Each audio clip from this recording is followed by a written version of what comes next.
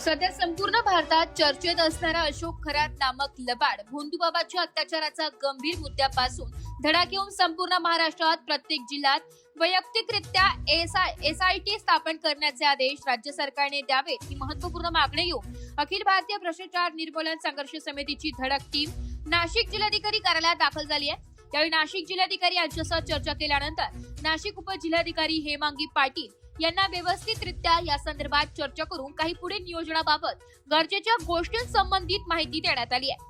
या प्रसंगी समितीचे राष्ट्रीय सरचिटणीस अमोलभाऊ भागवत, उत्तर महाराष्ट्र सचिव ज्योतिताई गाजळे, तालुकाध्यक्ष सविताताई आहेर, समाजसेविका सुनंदताई विस्पुते, समाज सेविका प्राजक्ताताई कापडणे, जनसेविका रंजनाताई ढोली, नाशिक सचिव सुनीताताई गांगुर्डे, कलाध्यक्ष रेखाताई निकुंभ, प्राजक्त राजगुरू, ज्येष्ठ नेते दिनेशजी पगारे, कलाक्षेत्र उपाध्यक्ष दुष्यंत वाघ, जनसेवक संजय नाना बलकवडे, शहर उपसचिव संजय शिंदे, उपाध्यक्ष राजाभाऊ शिरसाट, तालुकाध्यक्ष बिस्मिल्ला शेख, अभिजित वाघ, श्यामभाऊ डावरे, कैलास चव्हाण, अशोक देवरे, राहुल साळवे, सुहास चुबे, दिनेश खरे आदी सदस्य उपस्थित होते। समाजात बुवाबाजी, भोंदूगिरी आणि अंधश्रद्धेमुळे होणारे आर्थिक, मानसिक व शारीरिक शोषण रोखण्यासाठी व्यापक जनजागृती करणे अत्यंत आवश्यक आहे। वैज्ञानिक दृष्टिकोन रुजवून अखिल भारतीय भ्रष्टाचार निर्मूलन संघर्ष समितीच्या मोहिमेअंतर्गत बुवाबाबांच्या दाव्यांमागील खरे कारण लोकांपर्यंत पोहोचविण्याचे आवाहन माननीय राष्ट्रीय सरचिटणीस अमोल भागवत यांच्याकडून करण्यात आले। अशा अनिष्ट प्रथांना प्रोत्साहन देणे, प्रसार करणे किंवा जाहिरात करणे देखील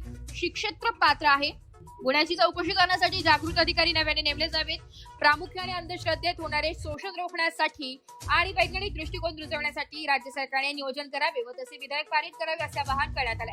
तसेच यापासून धडा घेऊन राज्य सरकारने प्रत्येक जिल्ह्यात वैयक्तिक एसआयटी स्थापन करावी, जेणेकरून अशा घटना आटोक्यात आणणे शक्य होईल अशी रास्त मागणी करण्यात आली आहे। सर्वप्रथम विश्वरत्न, भारतरत्न डॉक्टर बाबासाहेब आंबेडकर यांच्या जयंतीनिमित्त संपूर्ण भारतवासियांना अखिल भारतीय भ्रष्टाचार निर्मूलन संघर्ष समितीतर्फे आम्ही शुभेच्छा देतो।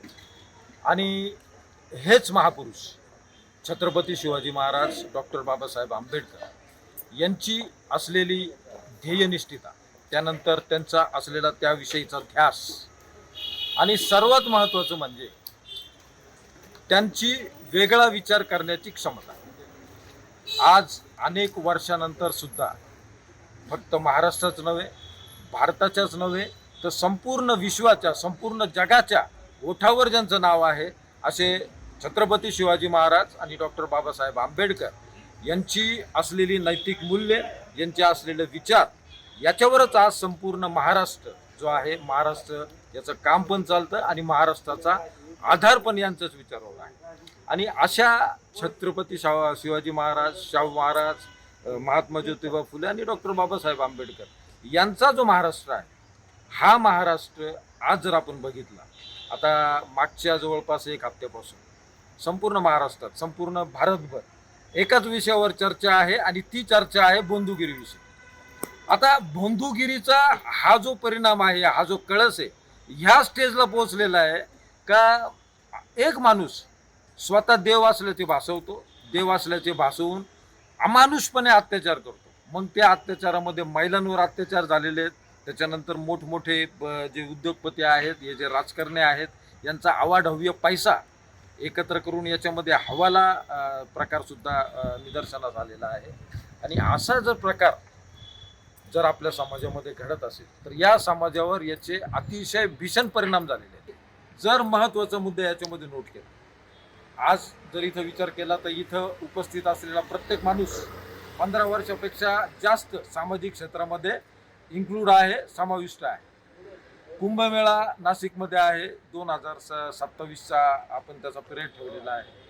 कुंभमेळ्याच्या पिरियडमध्ये खरातचं प्रकरण आलेलं आहे। वृक्षतोडी विरोधात काल परवा बघितलं, ज्यावेळेस झाडं तोडली गेली 150, 200 वर्षापूर्वीची, जे प्रामाणिक समाजसेवक होते, जे पर्यावरणावर काम करणारे जे आहेत सेवक, अक्षरशः त्यांच्या डोळ्यातनं पाणी येत होतं आणि त्यांचा तो आम्ही बघितला, किती त्रास झाला त्यांना। आणि एक विशेष करून मी आज सांगेन, राज्य सरकार आणि केंद्र सरकार मागच्या 2 ते 3 वर्षापासून सर्वसामान्य जनतेचे मुद्दे, सर्वसामान्य जनतेचे असलेले काही अपेक्षा, याच्याकडे सरळ दुर्लक्ष केलं जात आहे।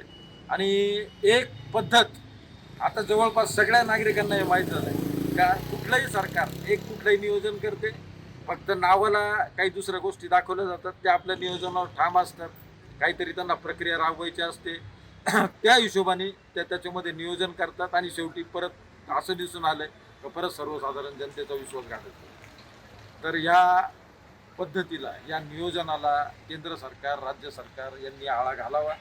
आता अखिल भारतीय भ्रष्टाचार निर्मूलन संघर्ष समितीतर्फे हा मुद्दा जिथून सुरुवात झालेली आहे, जिल्हा प्रशासनाकडून इथून सुरुवात आम्ही करतो.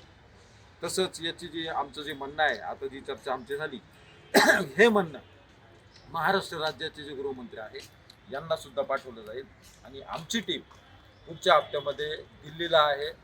आपल्या भारताचे जे केंद्रीय गृहमंत्री आहेत, केंद्रीय गृहमंत्र्याकडे सुद्धा हा मुद्दा जाईल. तेच लोक बोलत आहेत की महिला स्वतःहून जात आहेत का त्यांच्याकडे महिला स्वतःहून जात आहेत का, पण याच्याकडे बारीक जर बघितलं आपण, या व्यवस्थेची चुकी आहे.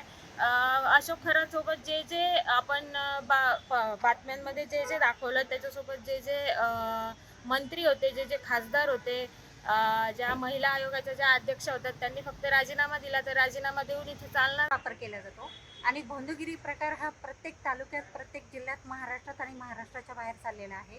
तेव्हा आम्ही जिल्हाधिकारी यांना निवेदन दिलेलं आहे की याच्यावर SIT स्थापन करण्यात यावी प्रत्येक तालुक्यात, प्रत्येक जिल्ह्यामध्ये आणि महाराष्ट्राच्या बाहेर जिथे जिथे असं अन्याय होत असेल, अत्याचार होत असेल, योग्य ती कारवाई व्हावी. जसे अशोक खराते नाशिकमध्ये त्यांनी हे केले, अशोक खरातच नाही पण पूर्ण महाराष्ट्रामध्ये असे जे भोंदूगिरी बाबा आहे यांना शोधून काढून यांच्यावर कडक कारवाई करण्यात यावी असेच. मराठी न्यूज साठी नाशिक शहर प्रतिनिधी